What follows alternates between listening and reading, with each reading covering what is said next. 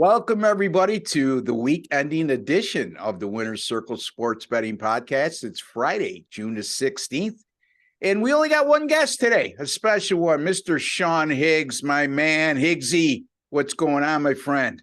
No, my head is big and round enough. I'm like two people. I'm equal to about two average size people. So it's like having three of us on. Yeah, Jesse's off today because he's over at his timeshare in Asia there, and God bless him. He needs some time off. You know what I mean? We all do. We all need to. In this industry, people don't realize we can't call it sick, and if you take a few days off, you're always in fear that the customers you already have are not going to be patient and go elsewhere. But not, like the old days. I mean, you used to have like an all-star break where it was like, all right, you don't have to really play. The home run derby nonsense. But now you have games being played on those days. Like there's WNBA or there's some kind of soccer. There was usually some kind of built-in kind of rest kind of days. Yeah. Like especially with baseball. Now I like baseball a lot. It's my favorite. It's all the time. But a lot of people don't like baseball. So it was kind of easy to be like, all right, it's July. I'm gonna take a few days off. I'm gonna refresh, not really do much. I'm gonna read up on my college football. Now you can't because it's legal in all these states, right? You got a bunch of people all over the place like, oh, it's this today. Let's do some K props. It's a ladder K prop day with this guy on the hill, or here we go for the home run day. I don't know. For me, I'm like you, Ross. Like it kind of slows down. Listen, next month I'm gonna say, all right, man, maybe I have a game or two for baseball, or there'll be no look at lines this week because I'm gonna get my notes ready for college football and NFL. You have to. Yeah. Rest up a little bit. It's especially when you work on your own. Yeah. There's not a lot of companies out there to hire multiple guys to work for them. And for those that do, normally aren't just guys who put out picks every day or just do podcasts on a daily basis like us. They run a football annual. They're getting revenue from other sources, whether it be from sports books or even what else? The odds feeds and stuff like that. But when you do it every day, folks, and I'll tell you, Sean, I'll be quite frank with you. I had the office in Plantation, Florida, back in 2007, and I closed it in 2009. And I just couldn't rely on anybody doing the work for me under my name that I was comfortable with. Yep. You get so used to, you have your own way, and you get frustrated trying to teach people stuff. And at the end of the day, I equate it to this. Sometimes when you're trying to teach people about the sports handicapping industry, it's like taking a pitcher that throws 80 and trying to teach him how to throw 98. And you just can't do it. That person is never going to have the whatever it is, the oomph that is, because it's your name and I got to do this from you. It's like somebody runs a restaurant. Like it's tough to find somebody. It's not their restaurant, but you got a good manager who's going to run it for you. Like they're few and far between to find that person. You're going to be like, all right, go for it. You're in charge of the money. Take care of the front of the house. I'm going with my kids today. We're going to the zoo or we're going out on a boat. Like you said, you had a little office. Who's going to put in the work you're going to put in? Like nobody's, you get up 6, 7 in the morning, you go to bed midnight. They're long days. You're looking at this numbers. Your head hurts sometimes. You're like, sometimes look at lines. I'm like, short show today. Like midday, my head hurts because I stare at the screen for 14 hours a day. Yeah. We all started at some point, and we all took our lumps early on, whether it be from age or early on in a career, and not ready to go pro at what we do on a daily basis. But at the end of the day, guys like me and you, I use the pitcher correlation there, or in the pitching example, but guys like me and you are guys that could throw 90 out of the gate, without being refined with anything, because you have those natural skills. And if you get the right person or people around you that you're taught well, then you could you might elevate your mile per hour fastball from 90 to 92 just based on mechanics, but you learn how to pitch. Yes. and you could teach a person how to throw 92 or who throws 92 how to pitch, move the ball in and out, and baffle hitters at times, and that's how you get away with it. So if you only throw an 80, you'd have a hard time finding anybody, the best of teachers, to elevate your fastball in the mid 90s. And that's the same thing with a sports handicapper. Agree or no, Sean? I agree. And I'm gonna keep it short because then people are probably like, just get to the pick. Yeah. But like like Jesse was telling me, he's like, during the playoffs, he's like, I'm gonna take a first half this way and a full game this way on something. Yeah. Right. So the odds were a little different, but the team just had to win.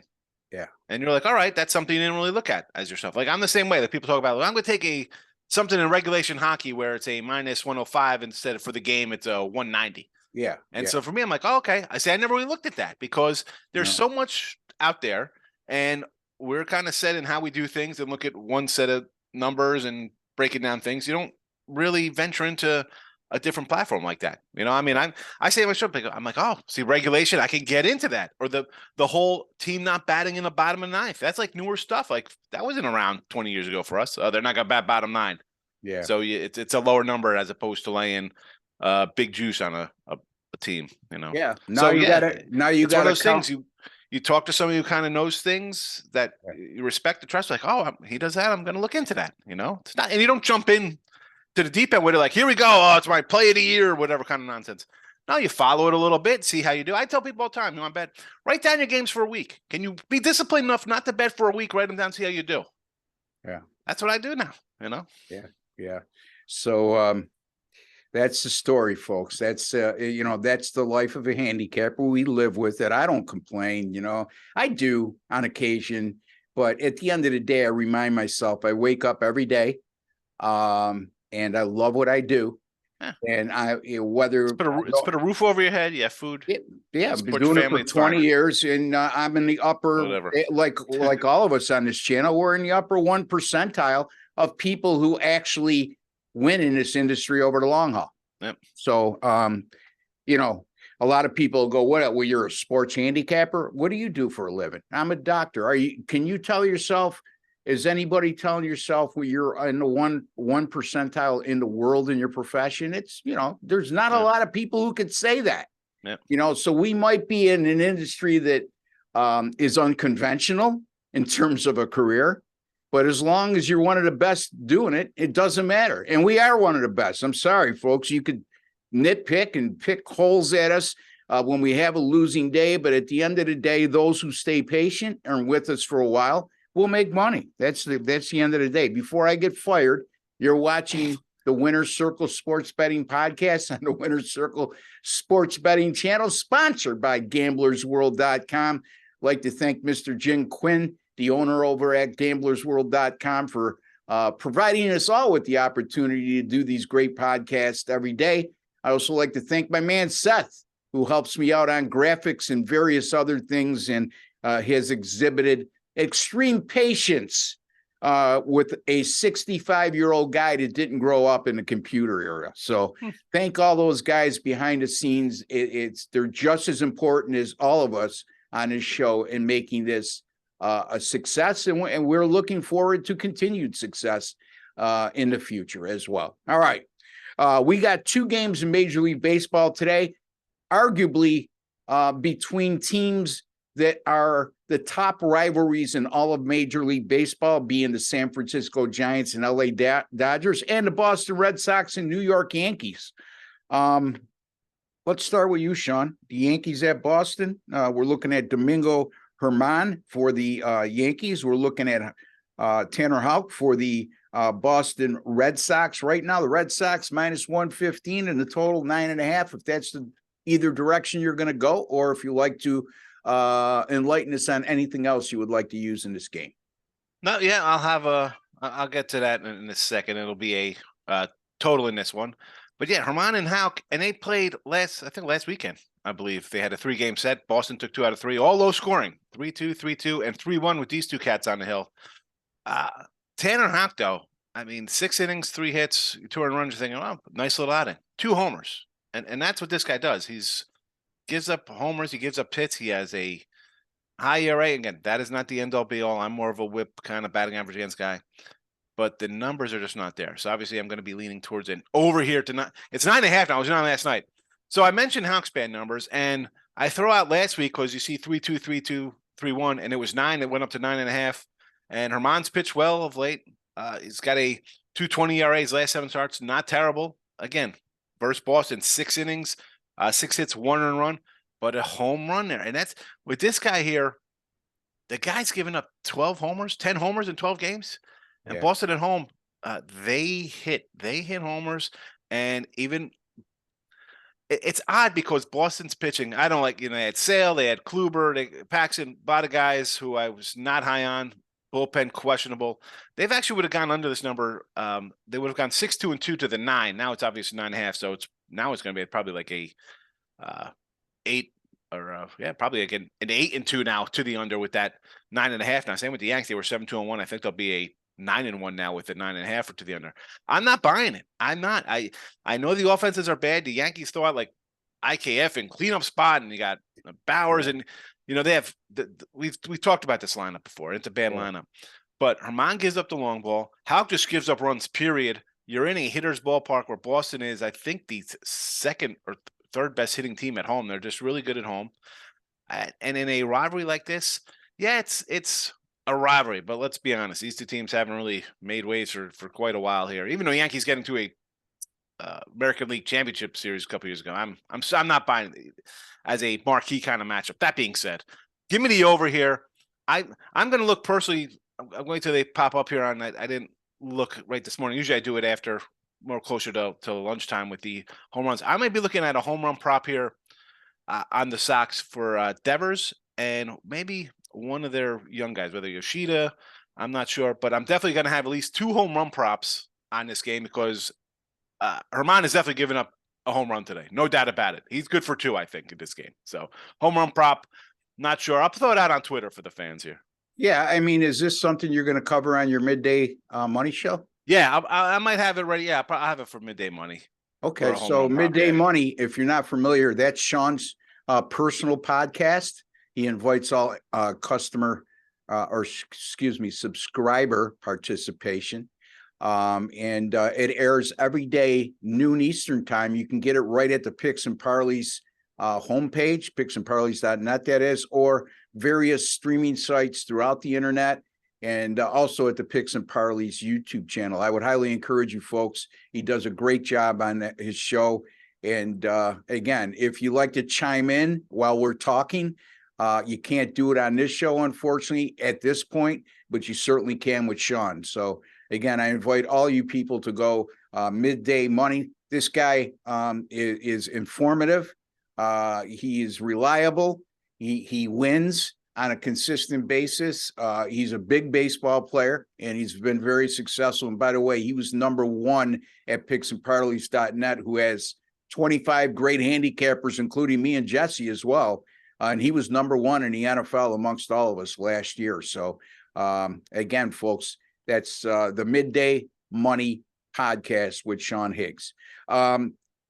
I would like to remind you folks, before I get to my pick, if you have not subscribed to the Winner's Circle Sports Betting channel, which you're watching right now, I don't know what you're waiting for, because you're watching this because you're interested in sports betting. And we provide some of the best material you're going to get anywhere on the internet.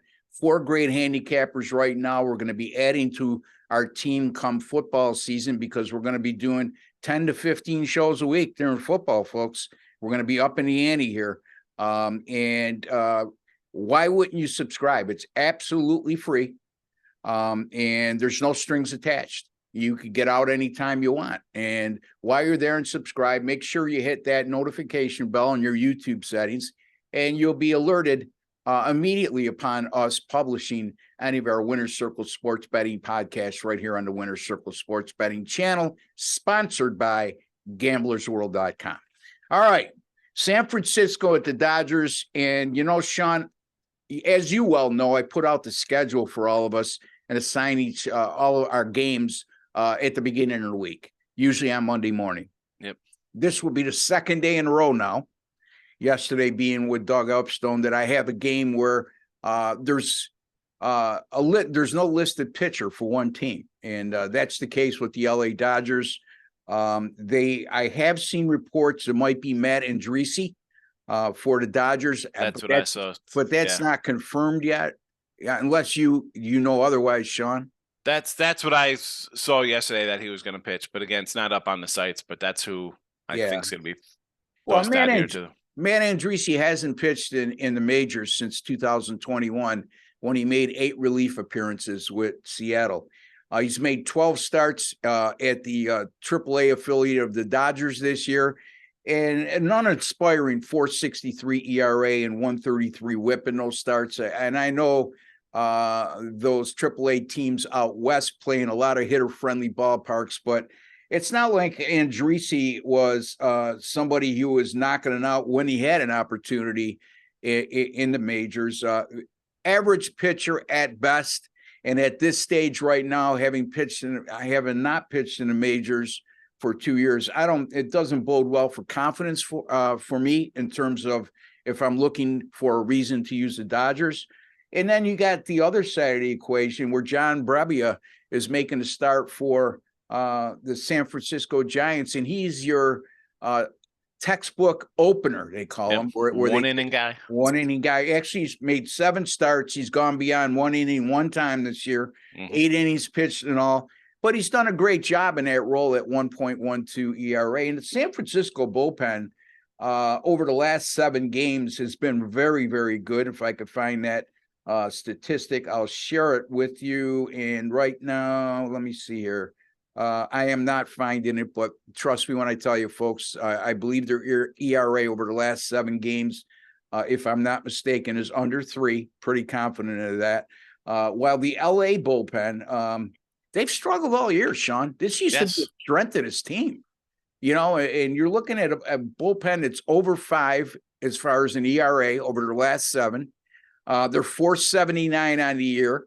And I guess it's not horrible, especially when you could hit the way the Dodgers do, but still, you're leaving yourself vulnerable to blowing games, and they've done their fair share of doing that. As a matter of fact, at home this year, the Dodgers bullpen is just 6 for 11 in their save opportunities, just a shade over 50%, and that's terrible. The Dodgers also coming off a 5-4 win yesterday over the Chicago White Sox. Did extra innings too. Yeah, in extra innings, and they're coming right back with a game today, and they're going to be playing a San Francisco Giants team that was off yesterday. The Dodgers 0-5 in their last 5 and 1-7 in their last 8 following a win. So they've had real trouble putting together back-to-back wins of late. As a matter of fact, only one time have they put together back-to-back wins since May 23rd. So, I mean, lack of consistency there. And this is a San Francisco team that comes in red hot. They won their last 4. They outscored their opponents by a cumulative score of 36-14 in those last 4. They've averaged 9 runs per game and 13.7 hits per game during this 4-game win streak. And they've also won 7 of their last 9 as well, averaging over 6 runs per game during those 9 outings. So I'm going to take a shot here, Sean. Usually don't touch games like this until it's definitive, when I know who the starting pitchers are on both sides. I also don't like really taking games and siding with the team that's using the quote unquote opener like John is.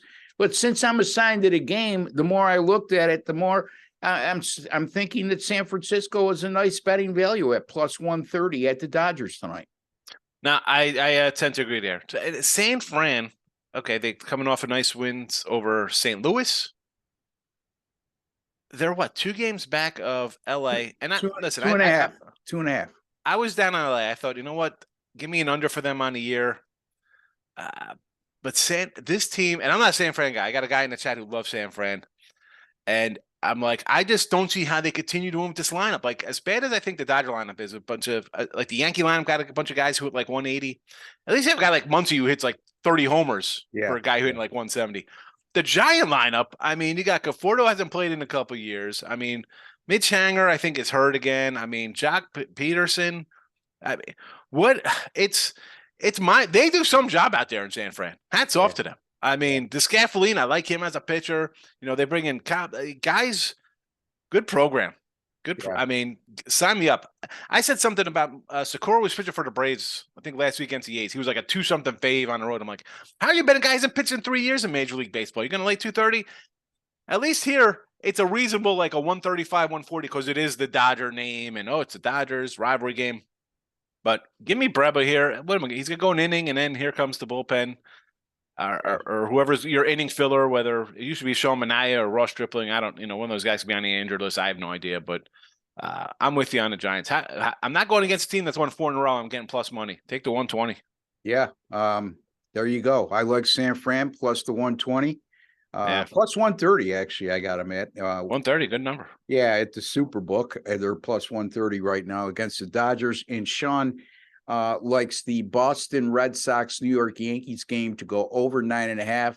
Also, he will have some home run. I got him. I wrote him down. I went real fast. I got him here. So Devers is a plus 275 for a home run. Now, take your pick here. Yoshida and Alex Verdugo, they're both 6-1. So if you want to do either one, I like that. And Ruby prop on the Yanks. Stanton is a 155. Rizzo is a 150. So yeah. You like Rizzo at plus 150 despite his struggles of late, huh? I do. Well, you're going to be batting fourth in this line, third or fourth. Yeah. I think when I'm looking at over, I think the guy's going to give up some hits. And if I have a lefty versus a righty in a home run park and a guy who's on pace for 40 homers, I mean, he's on pace 37. I mean, he struggled. I mean, his average was like 330, now it's down like 260. But that's the whole team. It's like that. That's the way the Yankees are. We're hitting or we're struggling to score. Houck, I don't like, so I'm going to be on. If I like the over, the runs will be aplenty. So sidewise, I got a real opinion on because I think it could get ugly here. Forget about last week. That's last week. Yeah. This week, different park, different stuff. Yeah. So there you go. Okay, once again, folks, I like the Giants plus 130 over the Dodgers, and Sean likes the Boston Red Sox, New York Yankees over 9.5. Okay, Sean, it's your time to shine. So tell the folks what you may have coming up this weekend, any streaks you want to make them aware of, and a little bit more maybe about your Midday Money podcast. All right. So, find me on Twitter, Mr. Sean Higgs. Midday Money Show 7 days a week, 12 noon Eastern. And I always say, as Ross does, put the notification on so you know when the show starts and when they're upcoming, because I do look at lines at night as well. So that varies because some days I don't have lines and it's a little later. Sometimes it's 9 o'clock Eastern. Could be 11, could be 8 o'clock. Yeah. More in tune for NFL. It's easier to do and that kind of stuff. But that's that show. 3-1 yesterday, Major League Baseball plus 245, 3-pack up today, Midday Money Show. I gave it a props. I don't mind, but if you want to check out Midday Money, check it out. And it's all baseball for me right now. Obviously some college football shows probably in 2 weeks, July. People, they're just not ready for that. It's hard enough. No. It's hard enough getting people liking baseball. You can't just throw out college football at them in June. They'll be like, no, I mean, they're going to want NBA. Who do you like in the NBA draft? Get the heck? I don't care about the NBA draft. Who cares, really? We're not fantasy guys. We're not worried about individual players. We're worrying about beating the number with a team or a total. Yes, this time of year, folks, we start putting out college football futures. Quite frankly, 99% of you out there will not bet them. Will not tune into this just to hear us tell you that we like the Buffalo Bills under 13 regular season wins. And I'm not saying that's my pick, but I'm being hypothetical here. And you have to wait 7 months. Do they have 13 wins? Is that what their total is? No, take the under, folks. Yeah, I think I believe it's 12, if I'm not mistaken. But in any event, I'm being hypothetical, folks. And where I'm going with this is a lot of you out there do not have the patience to wait 7 months for a result. You want a game today. You want a result tonight. Yes. And, it's okay during football season because you're more patient at that time where you could wait 3 or 4 days after we give you a pick before the game goes off and get your stuff in early. But that's not the case with futures. You're talking about waiting for a result an extended period of time. And as much as we like talking about it, and we eventually will, it's not going to be over the next couple of weeks because the interest level is just not going to be there. And it's probably not going to be as high as these types of videos will be a couple months from now as well. So that's our plan here, folks. But anyway, Sean, always a pleasure, my man. I hope you knock them dead this weekend. Again, folks, you can find Sean over at picksandparleys.net. Great handicapper. Also, the Midday Money podcast does a great job with that as well. And, he does do it live, noon Eastern time. But, folks, it's not like the old days where if you missed a program at 9 or 12 o'clock on TV and you didn't DVR it or you just missed it, you're not going to see it until they didn't even have DVRs in the old days, Ross. Yeah. We're talking about DVR. No, I know, but now it's VCR, baby. VCR, whatever the case may be. The old tape deck. Hit the record button. In any event, you could get that show right on archive, right on the homepage at picksandparleys.net.